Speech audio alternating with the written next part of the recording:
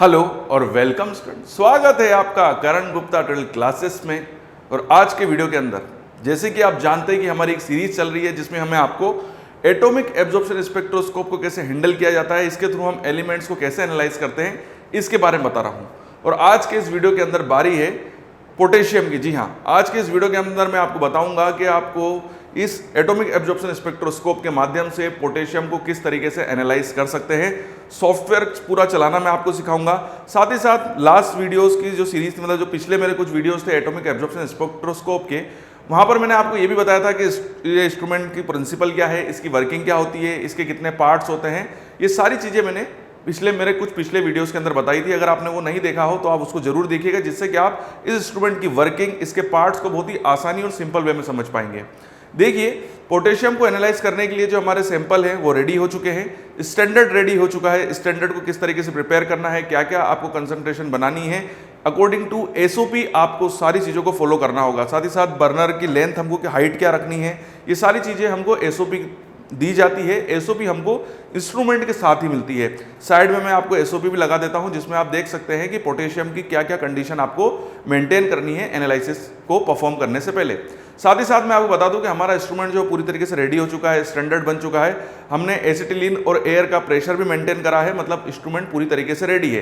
तो चलिए अब हम सॉफ्टवेयर की तरफ चलते हैं और पोटेशियम को एनालाइज करते हैं। बट यहाँ पर मैं इस वीडियो के अंदर जब मैं सोडियम पोटेशियम को एनालाइज करना आपको सिखाऊंगा, तो वहाँ पर ये हुआ था कि स्टार्टिंग में हमने आयरन को एनालाइज किया था, बट आयरन किसी कारणवश हम आयरन को एनालाइज नहीं कर पाए थे और फिर हमने पोटेशियम का एनालिसिस स्टार्ट किया था।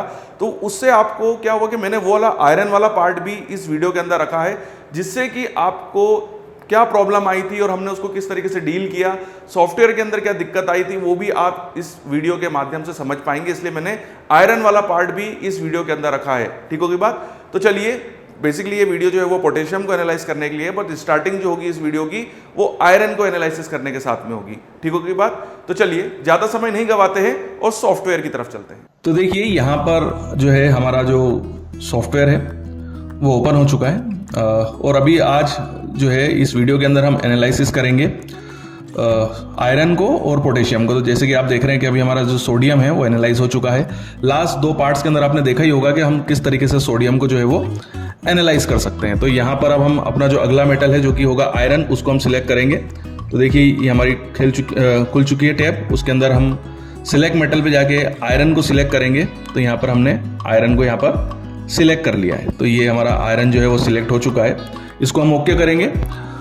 उसके बाद हम एडिट पैरामीटर पे जाएंगे, जहाँ पर हम दो तीन चीज़ें चेक करेंगे कि सबसे पहले कि आयरन का जो लैंप है उसका सॉकेट नंबर क्या है। जैसे यहाँ पर लिखा हुआ है कि 2 नंबर सॉकेट है और इसकी वेवलेंथ रेंज है 248.3। तो ये दो चीज़ें बहुत इंपॉर्टेंट है। आप पहले चेक कीजिए कि 2 नंबर अगर यहाँ पर सॉकेट दिया है तो हमारे 2 नंबर के सॉकेट पे आयरन का लैंप होना चाहिए। उसके बाद हम लैंप को वार्म करेंगे। तो ये हमारा लैंप जो हो रहा है वो वार्म अप हो रहा है। ठीक होगी बात? तो यहाँ पर हमने ये चेक करा कि जो हमारा आयरन का लैंप है वो प्रॉपरली वर्क कर रहा है कि नहीं कर रहा है, और उसकी जो वेवलेंथ है उसकी इंटेंसिटी क्या है, जो कि 248.3 है। 248.3 इंटेंसिटी पे ये जो लैंप है, इस वेवलेंथ पे लैंप जलना चाहिए और उसकी इंटेंसिटी भी सही होना चाहिए।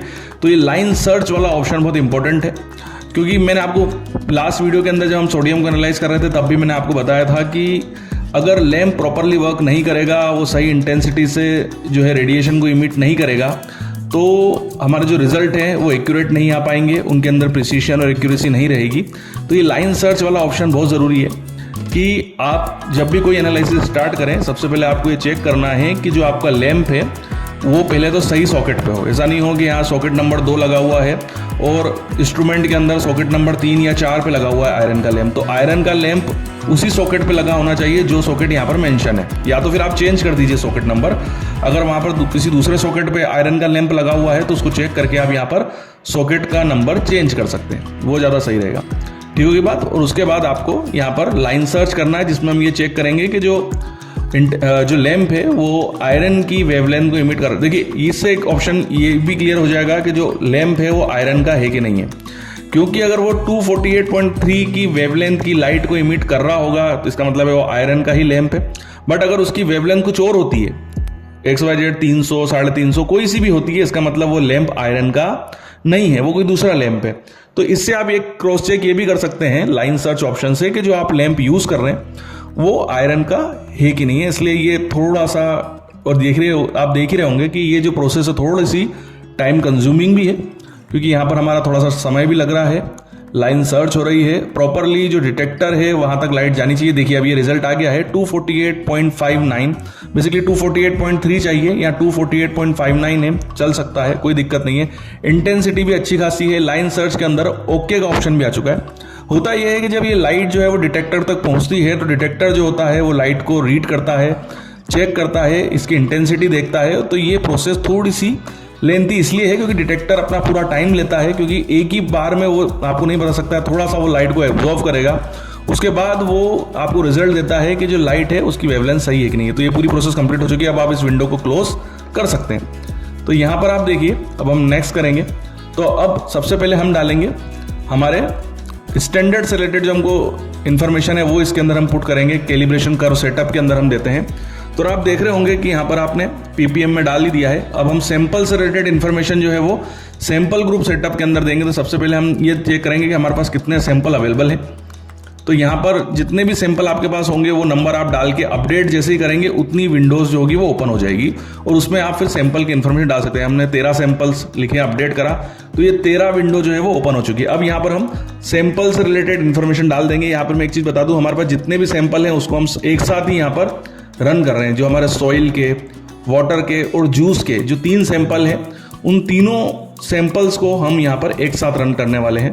देखिएगा, तो सबसे पहले मैं अपने सॉइल के जो हमारे सैंपल हैं वो रख रहा हूँ।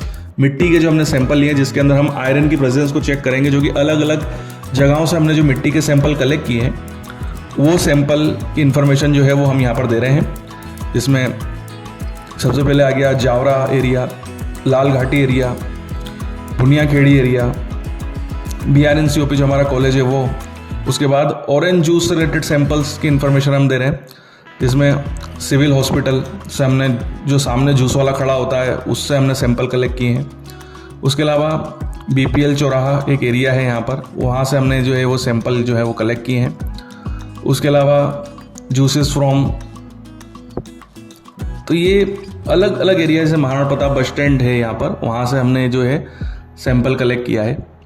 तो ये अलग अलग एरिया से हमने जो जूसेस के सैंपल, ऑरेंज जूस के सैंपल कलेक्ट किए हैं, उसमें हम आयरन की प्रेजेंस चेक कर रहे हैं। और हमने इसके बाद हम वाटर सैंपल की इन्फॉर्मेशन देंगे, क्योंकि पानी भी हमने अलग अलग जगहों से इकट्ठा किया है और वहाँ पर उन पानी के अंदर मौजूद आयरन की प्रेजेंस को हम चेक करने वाले हैं। तो यही आपको यहाँ पर दिख रहा है कि हम यहाँ पर एक एक करके सभी की इन्फॉर्मेशन जो है वो डालते जा रहे हैं। जैसे वाटर सैंपल हो गया आपका, अब हम वाटर सैंपल की इन्फॉर्मेशन दे रहे हैं। राम टेकरी इलाके से हमने वाटर सैंपल को लिया है। उसके अलावा water sample from Shivna river, यहाँ पर एक नदी बहती है जिसका नाम शिवना है, वहाँ से भी हमने सैंपल जो है वो कलेक्ट किया है। उसके बाद आप देखेंगे तो तेलिया तालाब करके एक एरिया है, वहाँ से हमने जो है वो सैंपल कलेक्ट किया है वाटर के। और अगले सैंपल जो है वो है जनता कॉलोनी करके एक एरिया है, वहाँ से भी हमने वाटर के सैंपल कलेक्ट किए हैं। तो ये सारी हमने सैंपल से रिलेटेड इन्फॉर्मेशन डाल दी। कंसंट्रेशन हमने PPM सिलेक्ट करी है। अब यहाँ जाके आप जैसे ही ओके करेंगे, देखिए ये सारी सैंपल की इन्फॉर्मेशन आ गई है। 13वें नंबर की हमने नहीं डाली थी तो वो भी डाल रहे हैं हम। Sample, water sample from Yash Balaji area, ये मंदिर है बालाजी का, वहाँ से भी हमने वाटर सैंपल कलेक्ट किया है। ठीक है बात। तो ये हम जैसे इसको ओके करेंगे, सारी इन्फॉर्मेशन आ गई है। उसके बाद हम नेक्स्ट पे जाते हैं। लैंप हमारा वार्म हो चुका है। एक बार और इसको क्रॉस चेक कर लेंगे सारी चीज़ें सही है कि नहीं है, सॉकेट नंबर, वेवलेंथ। उसके बाद आप इसको जैसे देंगे तो ये सारी की सारी सैंपल से रिलेटेड इन्फॉर्मेशन आ गई है। ऊपर स्टैंडर्ड्स की इन्फॉर्मेशन है और नीचे अगर आप देखेंगे तो वो सैंपल की इन्फॉर्मेशन है। जो हमारे पास 13 सैंपल हैं, किसके, मिट्टी के, जूस के और पानी के, वाटर के सैंपल जो है उसकी सारी इन्फॉर्मेशन आ गई है। सबसे पहले जैसे कि हम आपको पता ही है, हम सबसे पहले ब्लैंक रन करते हैं। जिस भी सॉल्वेंट के अंदर आपने प्रिपरेशन बनाई है वो सैंपल, उसको हम सबसे पहले रन करते हैं ब्लैंक को, उसको ऑटो ज़ीरो करते हैं और उसके बाद फिर हम स्टैंडर्ड रन करना स्टार्ट करते हैं। तो 3 स्टैंडर्ड रन होंगे। उन तीनों स्टैंडर्ड से स्टैंडर्ड कर्व ड्रॉ होता है और उस स्टैंडर्ड कर्व के बाद फिर हम सैंपल को रन करना स्टार्ट करते हैं। ये एक पूरी प्रोसेस होती है। स्टैंडर्ड कर्व का जो भी रिजल्ट होता है, जो भी इक्वेशन आती है स्टैंडर्ड कर्व इक्वेशन, उस इक्वेशन से कंपेयर करके आपकी जो भी एब्जॉर्प्शन सैंपल की आती है उसके थ्रू आपको रिजल्ट मिलता है। स्टैंडर्ड कर्व इक्वेशन को अगर आपको और भी समझना है तो मेरे पहले भी काफ़ी वीडियोस आ चुके हैं जहाँ पर इस इक्वेशन को कैसे ड्रॉ किया जाता है वो भी मैंने आपको बताया है। और स्टैंडर्ड कर्व इक्वेशन हमको डिसोल्यूशन में भी यूज़ होती है। डिसोल्यूशन की जब हम कैलकुलेशन परफॉर्म करते हैं तो वहाँ पर भी हम स्टैंडर्ड कर्व इक्वेशन का ही यूज़ करते हैं डिसोल्यूशन को रन करने में, ड्रग रिलीज को चेक करने में। तो बहुत ही इंपॉर्टेंट फिनोमिना है किसी भी अननोन कंपोनेंट के अंदर प्रेजेंट कंसंट्रेशन को डिटरमाइन करने के लिए। बट यहाँ पर आपको स्टैंडर्ड की रिक्वायरमेंट होती है। विदाउट स्टैंडर्ड आप स्टैंडर्ड कर्व इक्वेशन को ड्रॉ नहीं कर सकते। तो यहाँ पर भी हम उसी फिनोमिना को फॉलो कर रहे हैं कि हम यहाँ पर 3 अलग अलग डाइल्यूशन स्टैंडर्ड के हमने बनाए हैं और उन डाइल्यूशंस की हेल्प से हम स्टैंडर्ड कर्व इक्वेशन ड्रॉ कर रहे हैं। यहाँ पर एक और बहुत इंपॉर्टेंट चीज़ है कि जो भी हम स्टैंडर्ड यहाँ पर बनाते हैं, आयरन के लिए जो हमने स्टैंडर्ड बनाया है वो अकॉर्डिंग टू एसओपी बनाया है, जो कि और ये एसओपी जो होती है, जो स्पेसिफिकेशन होता है, ये हमको इंस्ट्रूमेंट के साथ ही मिलता है। तो चलिए यहाँ पर हमने ब्लैंक जो है वो हमारा रन होना स्टार्ट हो गया है। इससे पहले मैं आप बता दूं कि हमारा ब्लैंक आपको दिख रहा होगा, ऊपर रीडिंग आ गई है। हमने अपना जो लैंप है वो भी बर्न कर दिया था, तो लैंप जलना स्टार्ट हो गया था। उसके बाद हमने सबसे पहले किसको रन किया है, ब्लैंक को। तो ये ब्लैंक की रीडिंग जो है वो आ चुकी है, उसको हम ऑटो ज़ीरो करेंगे, मतलब जितनी भी रीडिंग आई है अब वो ज़ीरो हो चुकी है। मतलब अगर सैंपल के अंदर जो सॉल्वेंट है उसके अंदर अगर कोई भी आयरन प्रेजेंस होगा उसकी कंसंट्रेशन को हमने यहाँ पर ज़ीरो कर दिया, उसकी रीडिंग को हमने ज़ीरो कर दिया। तो चलिए हम अब पहला स्टैंडर्ड यहाँ पर हम रन करेंगे और ये स्टार्ट करा हमने। तो जैसे ही हमने स्टार्ट किया, ये हमारा जो स्टैंडर्ड है, पहला स्टैंडर्ड जो है वो रन होना स्टार्ट हो गया है। तो आप देख रहे हैं यहाँ पर कि यहाँ पर हमारा जो स्टैंडर्ड है वो रन हो रहा है और ये हो चुका है, पहला स्टैंडर्ड हमारा कंप्लीट हो चुका है। अब हम दूसरे स्टैंडर्ड को रन लगाएंगे, उसकी एब्जॉर्प्शन भी यहाँ पर आना स्टार्ट हो गई है। तो ये हमने अब दूसरे स्टैंडर्ड का रन लगाना स्टार्ट कर दिया है। देखिए, तो ये हमारा दूसरा जो स्टैंडर्ड है वो भी रन हो रहा है और इसकी रीडिंग काफ़ी कम आई है। देख रहे होंगे आपको रीडिंग काफ़ी कम आई है यहाँ पर, मतलब थोड़ा सा उल्टा हो गया है, क्योंकि जो पहले ही कंसंट्रेशन थी उसकी रीडिंग ज़्यादा आई है। सॉरी, जिस पहले वाले की रीडिंग, जिसकी कंसंट्रेशन कम थी उसकी रीडिंग ज़्यादा आई है और जिसकी कंसंट्रेशन ज़्यादा थी उसकी एब्जॉर्प्शन कम आई है। अब हम अपना तीसरा स्टैंडर्ड रन कर रहे हैं और यहाँ पर आप देखेंगे तो इसकी रीडिंग भी मिड में आई है, मतलब यहाँ पर कुछ ना कुछ गड़बड़ हुई है। स्टैंडर्ड या तो सही नहीं बने हैं या तो जब हम स्टैंडर्ड को रन कर रहे थे उस समय कोई बबल आ गया है, सही तरीके से सैंपल को हैंडल नहीं किया गया है, जिस वजह से जब जो हमारा इंस्ट्रूमेंट है वो जब स्टैंडर्ड को सक कर रहा था उस समय सही स्टैंडर्ड सक नहीं हुआ है, मतलब प्रॉपर वे में जो स्टैंडर्ड की क्वांटिटी थी वो इंस्ट्रूमेंट के अंदर नहीं जा पाई है। ये इस वजह से भी हो सकता है कि हो सकता है जो हमारे स्टूडेंट थे जिन्होंने इस प्रैक्टिकल को परफॉर्म कर रहे थे उन्होंने सही तरीके से जब इंस्ट्रूमेंट को रन कर रहे थे तब सही तरीके से स्टैंडर्ड को हैंडल नहीं किया। और कई बार हो जाता है स्टूडेंट कई बार घबरा जाते हैं, उनको किस तरीके से हमारे वॉल्यूमेट्रिक फ्लास्क को पकड़ना है। जो मैंने आपको पहले ही बताया था कि एक बहुत इंपॉर्टेंट चीज़ है कि स्टैंडर्ड जो होना चाहिए वो बहुत सही तरीके से यहाँ पर हैंडल होना चाहिए। तो यही चीज़ हमको यहाँ पर दिखाई दे रही है कि जो हमारे स्टूडेंट थे उन्होंने इसको सही तरीके से हैंडल नहीं किया, जिस वजह से जो आपको दिख रहा होगा कि हमारे जो रिजल्ट है वो सही नहीं आए हैं। तो यहाँ पर हम जैसे देख रहे हैं कि जो हमारा आयरन का जो हमने स्टैंडर्ड कर्व ड्रॉ किया है वो सही नहीं आया है, क्योंकि रीडिंग्स जो है वो उटपटांग आ गई है। कंसंट्रेशन कम है बट उसकी रीडिंग ज़्यादा आ रही है और जिनकी कंसंट्रेशन ज़्यादा है उनकी रीडिंग कम आ रही है। इससे समझ में आ गया है कि या तो स्टैंडर्ड सही तरीके से प्रिपेयर नहीं हुए हैं या तो सही तरीके से स्टैंडर्ड को हैंडल नहीं किया गया है और स्टैंडर्ड की जो सही क्वांटिटी है वो इंस्ट्रूमेंट तक नहीं पहुंच पाई है। बहुत सारे रीज़न है, मैंने आपको पहले ही बताया था कि जब आप कभी भी जब एटॉमिक स्पेक्ट्रोस्कोप को रन करते हैं और सैंपल को होल्ड करते हैं तो सैंपल जो ट्यूब होती है, जो कि इंस्ट्रूमेंट की ट्यूब है जो कि सैंपल को सक करती है, वो ट्यूब प्रॉपर वे में इंटर होनी चाहिए आपके फ्लास्क के अंदर, वॉल्यूमेट्रिक फ्लास्क के अंदर, और ना वो नीचे टकराए और ना बीच में टकराए, बिल्कुल ट्यूब बीचों बीच होनी चाहिए और कम से कम आपके पास 100 ml सैंपल प्रेजेंट होना चाहिए, ये बहुत ज़रूरी है। तो यहाँ पर आप देख रहे हैं कि हमारा जो स्टैंडर्ड कर्व है वो सही तरीके से ड्रॉ नहीं हुआ है, रीडिंग से ही पता चल रहा है और ऊपर भी आपको रीडिंग दिखाई दे रही है।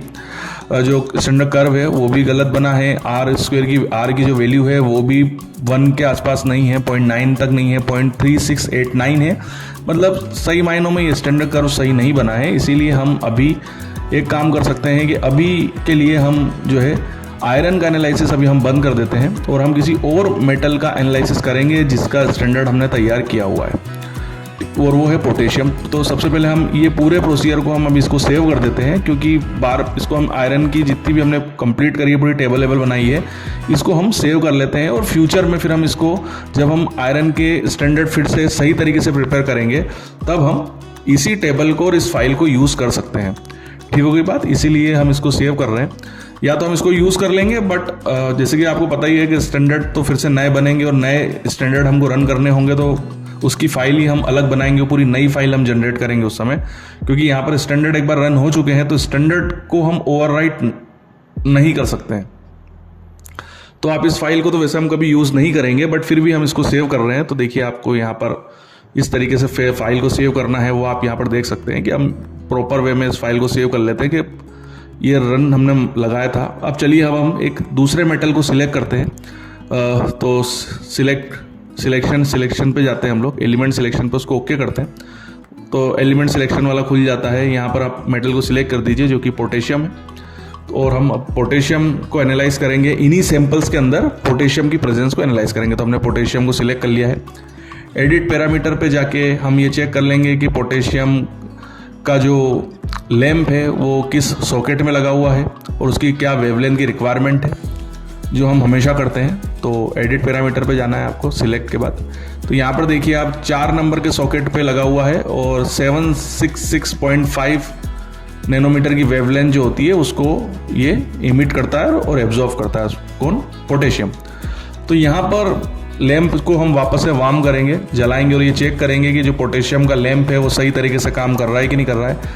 766 नैनोमीटर की वेवलेंथ को वो इमिट कर रहा है कि नहीं कर रहा है, और उसकी इंटेंसिटी सही है कि नहीं है।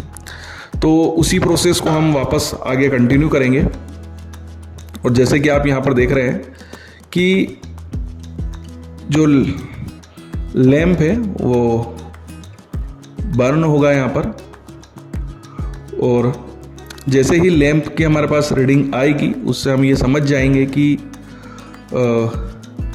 आपका जो लैंप है वो सही काम कर रहा है कि नहीं कर रहा है, वो सही वेवलेंथ को इमिट कर रहा है कि नहीं कर रहा है। जैसे कि मैंने आपको बताया भी था कि इस प्रोसेस में थोड़ा सा समय लगता है, थोड़ी सी टाइम कंज्यूमिंग प्रोसेस होती है ये, क्योंकि जो लाइट होती है लैंप की वो पर्टिकुलर डिटेक्टर तक पहुंचती है। डिटेक्टर उसको डिटेक्ट करता है और रीड आउट करता है कि एक कंटिन्यूस वे में जो लाइट है वो सही आ रही कि नहीं आ रही है। इसलिए ये थोड़ा सा टाइम लेता है, कुछ मिनट्स लगते हैं, कम से कम 2 से 3-4 मिनट इस प्रोसेस में लगता है, जहाँ पर लाइन को पूरा वे में चेक किया जाता है डिटेक्टर के द्वारा। अगर एक ही सेकंड में डिटेक्टर बता सकता तो उससे हमको ये पता नहीं चलेगा कि कंटिन्यूसली लाइट की एक जैसी जो है वो वेवलेंथ और इंटेंसिटी बनी हुई है कि नहीं बनी हुई है। इसलिए डिटेक्टर कुछ सेकंड्स तक लाइट को क्रॉस चेक करता है। ये चेक करता है कि जो लाइट आ रही है उसकी वेवलेंथ और इंटेंसिटी एक जैसी है कि नहीं है, एक्यूरेसी वो प्रिसीशन के साथ वो लाइट आ रही कि नहीं आ रही है, डिटेक्टर उसको भी क्रॉस चेक करता है। इसीलिए ये थोड़ा सा टाइम कंज्यूमिंग प्रोसेस होती है। तो यहाँ पर आप देख रहे हैं कि टाइम तो लगेगा। जैसे अभी इससे पहले भी हमने जब आयरन का लैंप देखा था तो वहाँ पर भी डिटेक्टर ने थोड़ा समय लिया था। जैसे कि आपने देखा था कि डिटेक्टर थोड़ा सा वहाँ पर समय ले रहा था, तो और यहाँ पर भी यही प्रॉब्लम आएगी थोड़ी सी कि डिटेक्टर जो होता है वो थोड़ा समय लेता है। और ये देखिए ये रीडिंग रिजल्ट आ चुका है, 766.26 नैनोमीटर की वेवलेंथ आ रही है। लाइन सर्च ओके हो गया है, बीम बैलेंस भी सही है, दोनों में ओके आ गया है। अब आप इससे हमको पता चल रहा है कि हमारा जो लैंप है वो सही काम कर रहा है। तो अब आप इसको आप क्लोज कर सकते हैं, मतलब हमारा लैंप जो है वो काम सही कर रहा है और हम इस लैंप को एनालिसिस के अंदर यूज़ कर सकते हैं। तो ये हमने क्लोज कर दिया है। इंस्ट्रूमेंट हमारा पहले से ही कनेक्टेड है तो उसमें कोई दिक्कत नहीं है। उसके बाद हम नेक्स्ट जाएंगे, वापस से हम स्टैंडर्ड से रिलेटेड सारी इन्फॉर्मेशन इसके अंदर फिल करेंगे। पीपीएम ने कंसंट्रेशन लगा दी है। उसके बाद यहाँ पर जो कंसंट्रेशन है उसको हम रखेंगे जो अकॉर्डिंग टू एसओपी बोली गई है कंसंट्रेशन हमको, जो हमको पोटेशियम के स्टैंडर्ड की मेंटेन करनी है, जो हमने स्टैंडर्ड बनाया है अकॉर्डिंग टू एसओपी, वो एसओपी जो हमको इंस्ट्रूमेंट के साथ ही प्रोवाइड की गई थी, उस एसओपी के हिसाब से हम स्टैंडर्ड की कंसंट्रेशन बनाएंगे। इसमें पहली कंसंट्रेशन है 2 ppm का सोल्यूशन, दूसरा है 4 ppm का सोल्यूशन और तीसरा है 8 ppm का सोल्यूशन। ये 3 सोल्यूशन हमको बनाने हैं। उसके बाद हम इस जो हमारे सैंपल्स हैं, जो 13 सैंपल्स हैं, उनसे रिलेटेड सारी इन्फॉर्मेशन हम यहाँ पर फिलअप करेंगे। हमारे सैंपल ग्रुप सेटअप जो ये हमारा ऑप्शन है, इसके अंदर हम सारी सैंपल्स रिलेटेड अपने जितने भी इन्फॉर्मेशन है वो देते हैं। जो हमारे पास 3 सैंपल है, जिसमें हमारा मिट्टी के सैंपल हैं, हमारे जूस के सैंपल हैं, हमारे पानी के सैंपल हैं, जो हमने शहर के अलग अलग जगहों से लिए हैं। उन सभी सैंपल्स की इन्फॉर्मेशन हम यहाँ पर देंगे। जब एक बार ये सारी प्रोसेस कंप्लीट हो जाएगी, उसके बाद फिर हम इंस्ट्रूमेंट को रन करते हैं। तो एक्चुअल कंसंट्रेशन यूनिट हमारी ppm में है, तो ppm हम सिलेक्ट करेंगे। देखिए यहाँ पर हम पहले सैंपल्स रिलेटेड इन्फॉर्मेशन जो है वो इसके अंदर हम फिलअप कर रहे हैं, जैसे कि आपको दिखाई दे रहा होगा। थोड़ा सा टाइम इसमें लगता है क्योंकि ये सारी चीज़ें आपको टाइप करनी पड़ती है खुद ब खुद। ये हमने कंसंट्रेशन यहाँ पर सेट कर दी है ppm में। अब यहाँ पर आप सारी इन्फॉर्मेशन है वो टाइप करेंगे, जो कि आपकी सैंपल से रिलेटेड इन्फॉर्मेशन है।